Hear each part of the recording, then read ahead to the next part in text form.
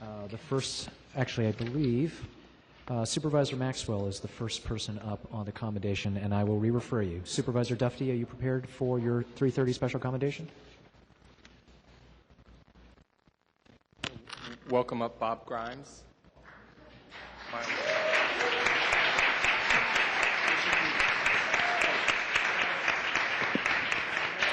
So, yeah, if you could proceed to the microphone, we all want to be able to honor you as you stand at the stand at the podium. So I'm going to share a little bit, and it's in Bob's own bio that he refers to himself as almost a celebrity, but I'm sure at the end of our commendation hour, he will definitely be a celebrity. In the early 1990s, longtime San Francisco resident Bob Grimes phoned a local music shop to order a CD, and when he identified himself to the sales clerk, she said, "You're almost a celebrity." And far from being insulted, Bob was flattered.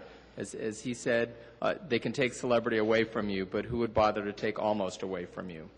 Bob was born on February 18, 1922, and grew up in Longview, Texas, amid the oil fields in East Texas. Went to Dallas in 1941, joined the Army in 1943, and was based in Reno for 2 years. From there, he visited San Francisco on a typically frigid July day, a day remembered for being the initial run of the operetta Song of Norway.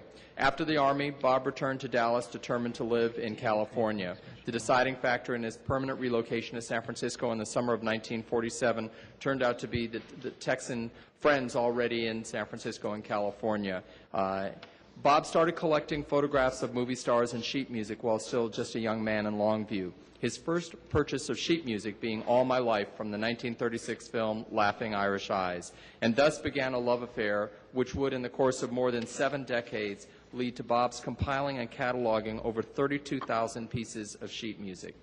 What distinguished Bob's collection was not just its size and magnitude, but his truly encyclopedic knowledge of the popular songs it preserved and the movies that had brought those songs to life. It often seems that there is nothing he does not know about often forgotten music of a bygone American era or films, no matter how unheralded from Hollywood's golden age. Bob's generosity in freely sharing his knowledge and sheet music with singers and performers all over the world eventually made him a much-consulted resource and a legend of cabaret.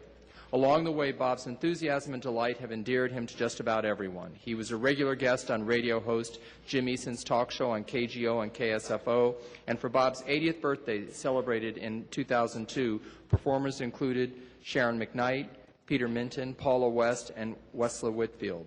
His affection for old movies and their stars resulted in his being featured in the 2009 documentary Queer Icon, The Cult of Bette Davis. Now 88, and with his vast sheet music collection recently having been acquired by the Michael Feinstein Foundation and incorporated into its mission to preserve the Great American Songbook, Bob Grimes continues to be honored by the artists whose work he has contributed to over the years. In October, he will receive an award from Chicago Cabaret Professionals, an organization of over 200 singers, at their 2010 gala. Not least among Bob's accomplishments has been his successful campaign with Warren Hinkle, when Hinkle wrote for the Chronicle, to reestablish official recognition for the city's song San Francisco in 1984. As Bob himself has noted, I'm not living in the past, but I'm trying to bring the past into the future because it was a great past.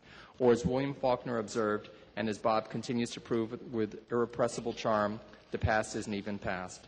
And so I have a certificate here signed by all of my colleagues on the Board of Supervisors I'd like to present and give you the microphone. How did you find out all that?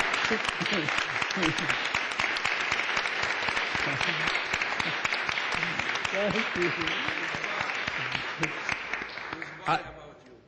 What? Spying. You must have been spying. I've forgotten a lot of that. But one thing about the song that came up fairly recently was that in 1936, I think it was Mayor Rossi made the song the official song of the city, and it was never rescinded. So, and I could never find it. I thought it was, but I'm happy that a friend of mine, Dick Bank, found it. And all those times that George Curry was threatening to sue me, every time anything came up, he just knew MGM was behind me. Ha ha! They never heard of me. But I love San Francisco. I arrived here August the 29th, 1947, and I've loved every moment. I've lived downtown where I could walk a lot. Well, I can't walk anymore, but I certainly enjoyed walking all over the hills all these years, and I love the city. And thank you so much. Thank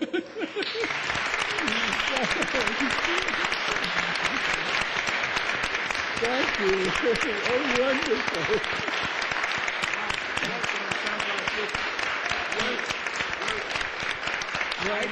Welcome to you in San Francisco. Oh, thank you. We need your autograph. Oh, yeah. Okay, thank you. Thank you. Congratulations.